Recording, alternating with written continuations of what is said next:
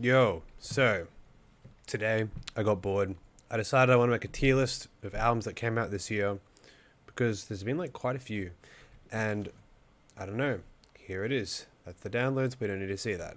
But, um, I guess I'll start off from the top left, but like the the relevance of these records might like slightly diminish after the first two because obviously we have Donda, the Black Album, but with Donda, I feel like there's a lot of really high highs, but there's also a lot of really low lows. Um, I really loved Off the Grid. I really loved Come to Life, but there was that J Electronica song. I thought the production was incredibly boring. The Donda chant, like not that deep, just represents the heartbeat. I don't know, just parts of the album did feel really thrown together. Um, but again, there was some really high highs, and I guess part of it's probably because I overplayed the listening parties. But I would put it pretty squarely at B. Um, Next we've got the Drizzy album, Certified Lover Boy. So, Certified Lover Boy, I feel like it doesn't really see Drake doing anything new, but it doesn't really see Drake doing anything like too awful. There are some like cringe lines, but at the same time, I feel like it's because he's kind of like memeing around. Like when he says he's a lesbian, I'm sure he's not sitting there thinking like, "Oh, this is gonna blow the internet away. I'm like incredibly profound. I'm gonna change the hip hop game." I think at some points he's kind of poking fun at himself, and I really like it for that. However, it does get pretty boring. The production does get somewhat repetitive, no matter how good it is. But there are some like real bangers on this album, to be honest. Um, I don't know if I'd put it at B or C. I would say if it's a C, it's a very high C, and if it's a B, it's like a decently low B.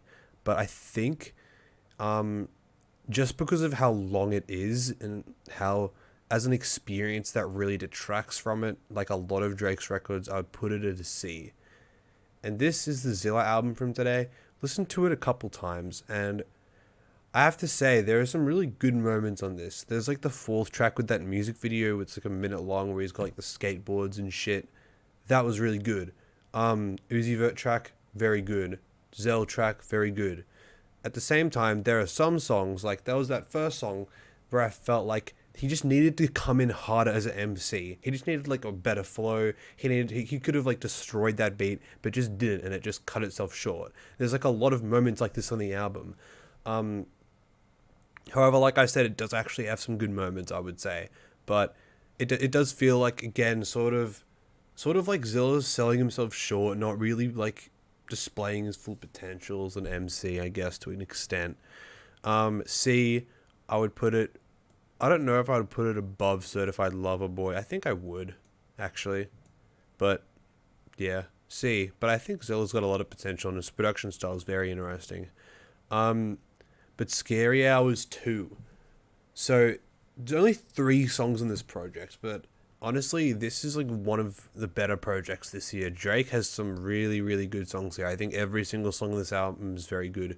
The only reason why I wouldn't put it like very high is because like there's only three songs. It's a bit unfair, but overall, I'd put it at a B, and I would put it above Donda because it's obviously just way more consistent. I can't think of a bad moment on this, except maybe um, the chorus of that. I think it was "Things I Need," like with Valentine's Day, I have sex. Okay, that chorus with like the lyrics before it. Um, I wasn't too sure about that. And EP2 by JPEG Mafia. I thought this was a garbage album. I thought this is one of the worst EPs I've heard all like ever. I don't think I've heard a song worse than Intro in my entire life, and this is just a very garbage album. So hopefully Peggy picks it up in the future with his next album. But Isaiah Rashad's The House is Burning, really strong album. Um, Again, there's a lot of albums seem to struggle with this, but this album does feel like a bit too long, and at times there's like the criticism that I sort of agree with, that it gets kind of boring despite like the super layered production, despite like the pretty good delivery, the decent features. I feel like it's just Isaiah Rashad's already done this genre to death a bit. Um not to say it doesn't sound good, but it just does feel like a bit of a slog to get through whenever I'm listening to it, and I don't think I listen to many of these songs anymore. So it might be a bit of a biased adjudication because I haven't like listened to this in a while, but it does have very high quality, but just I don't know, just the fact that it just feels difficult to get through sometimes, which isn't something that your album should probably be. But I would say that a lot of the time it is pretty, it is a good, it is really fits like a specific mood. Um, so I would put it above Zillow simply because it just feels more detailed. It just feels more layered. It just feels more well produced, and it just feels like it's got better delivery. But I wouldn't put it at B because it doesn't really have that level of like nuance that I think Isaiah really can bring to the table. Um, and now we have West Side Gun. So I don't know. I didn't really come away from this album thinking that West Side Gun like blown the top, but he's like blown his album out up, or he's like done anything extremely bad. I thought it was pretty good. I didn't think it was like amazing. Um, I would put it probably above Isaiah, just because it was much like more refined, and it was much more to the point. I feel so. Yeah. This is the new Injury Reserve record. I've heard it a couple times. I'm still really wrestling with this one. I don't know how I feel about some of the songs. I do love some of the songs, though. I think some of the songs are actually really good on this thing. Like that second song, that's Superman. That is an incredible song, and I really do love it. But they really managed to like fuse a lot of genres here. This is like I'm hearing people call this like post rap, and I can really see why. It's like a lot of this stuff is very catchy, even though it does not feel like it should be catchy. I feel like what they've done here is very technically profound. Um, However, at times I do kind of struggle to listen to some of this stuff, but I would put it okay. Well, this is like I'm just putting everything above everything else, but I would put this above West Side Gun. King's Disease 2, amazing album. Very good melding of old and new, Nas' old style and Nas's new style. I think he learned a lot from King's Disease, the first iteration, and managed to apply a lot of the stuff into this album. Um, Honestly, I don't really think there's anything wrong with this album that I can think of at the top of my head. It made a giant impact on me. I feel like all the songs sort of didn't overstay their welcome. They were sort of in and out, and they all were just really well produced and well delivered. Honestly, I'd put this at S. This album is just very, very good and very, very well made. So, Life of Pierre 5. This album, there's some really great songs on this album. Switching Lanes, I'm pretty sure, was leaked for, or like not leaked, but there were snippets out for quite a while. So seeing that song was very good, and the Cardi feature was good. It's good to see old Cardi. Not too sure how I feel about new Cardi, but I do really like the old Cardi feature in this, and it was sort of like a bit nostalgic almost. Problems, I would say that Pierre sort of doesn't really have very good song structure on all of these songs. So by that I mean that like some of these songs will just drag on too long. However, the flip side of that is like he does transition very, very well, and the record does flow together very, very well. It just does feel like some parts kind of drag on way longer than they should. However, for what it was quite good. Pierre gives his normal sort of like dreamy like delivery, which I really liked. I would put it below Donda, but I would give it a B. I think this is a very strong album. Baby Keem's Melodic Blue. This album saw Keem trying a lot of new ideas, not only for him, but just for trap. Keem's like a really unique voice in trap, but more importantly, his production, I feel, is extremely unique. It feels really minimalistic. The mixing is really interesting, and I do enjoy it. South Africa, probably not the best song, but other than that, every song is at the very least very interesting. At like the very most, just like a banger. Everything he has with Kendrick on this album is very, very good. I would put this at an A probably. Yeah, it's just a very strong album. And Nas Montero, I've heard this once. I don't really have the best grounds to make a super strong opinion. I thought it was decent. I didn't think it was like incredible or anything, but it was like a really strong sort of pop rap record. I love a lot of the sort of heavy bass lines in these albums. And Nas was sort of on point, I guess. It wasn't super incredible, but it was pretty good. So I would put this probably Hmm.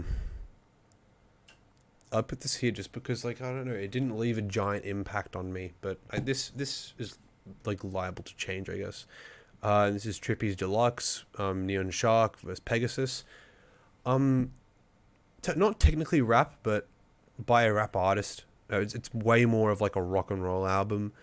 Honestly, despite like a lot of popular opinion, I really liked this one. I thought it was super consistent. I thought Trippy did what he did best. I thought his delivery was on point. His sort of like yelpy, not yelpy, but his sort of like distorted screams were just like really good. It's something a lot of people don't like, but I thought was very good on this album.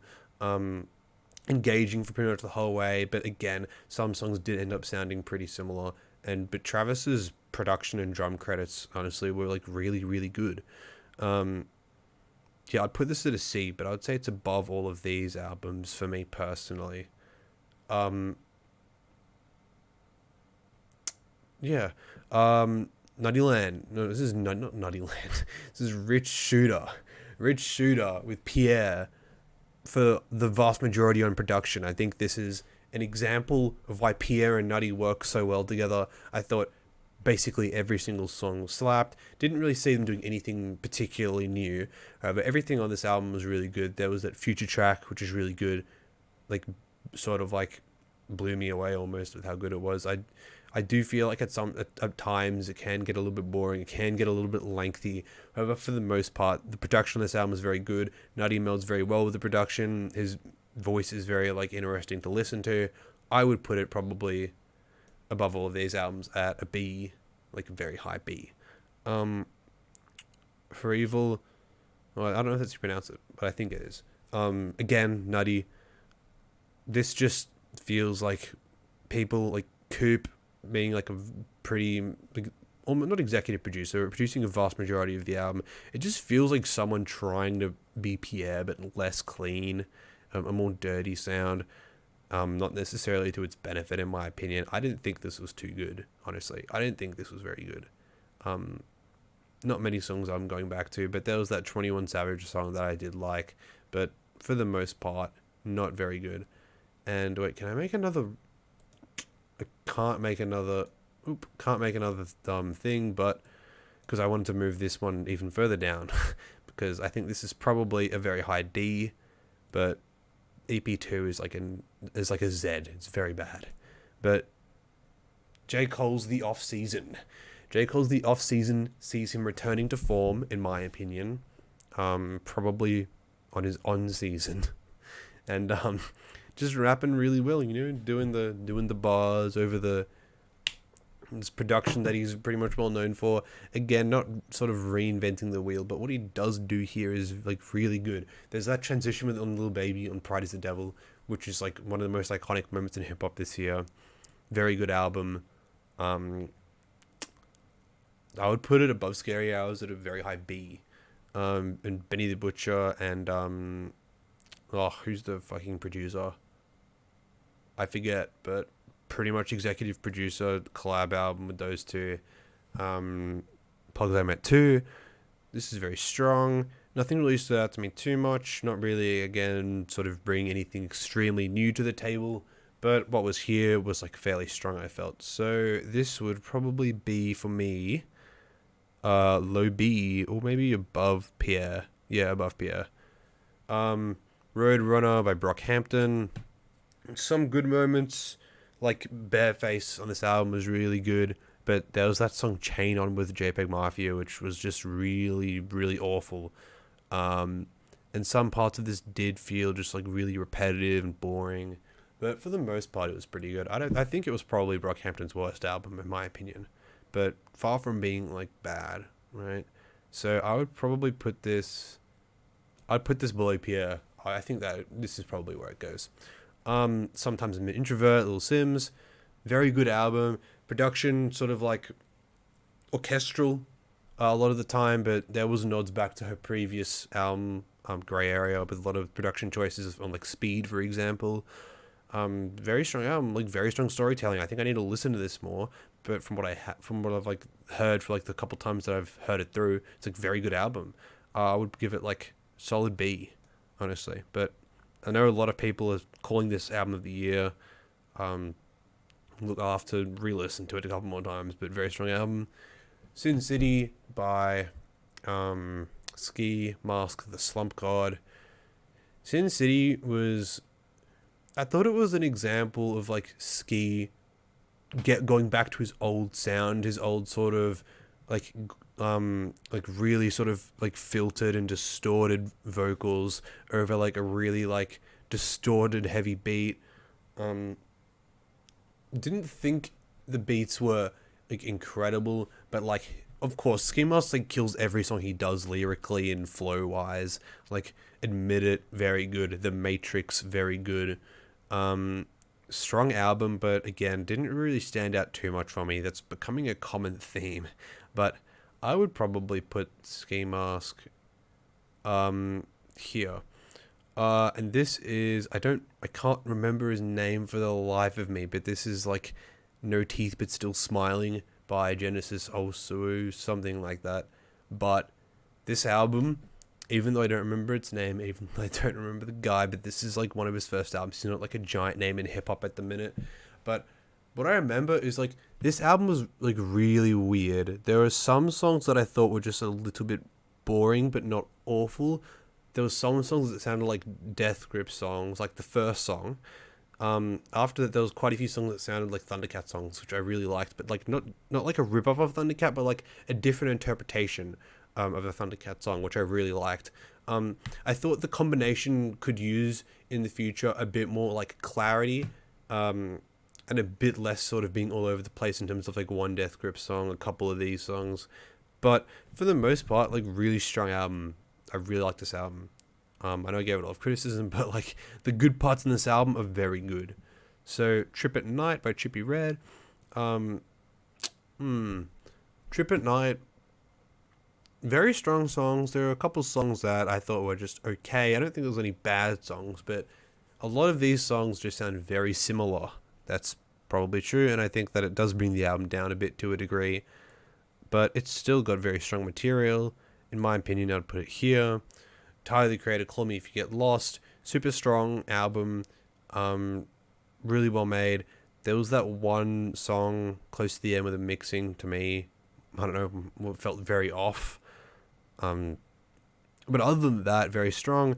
Sometimes it felt like it was going on for a bit too long, like that like 8-minute song I don't think really justified its length in my opinion, but overall extremely strong. I would chuck this here, to be honest. Pretty strong album.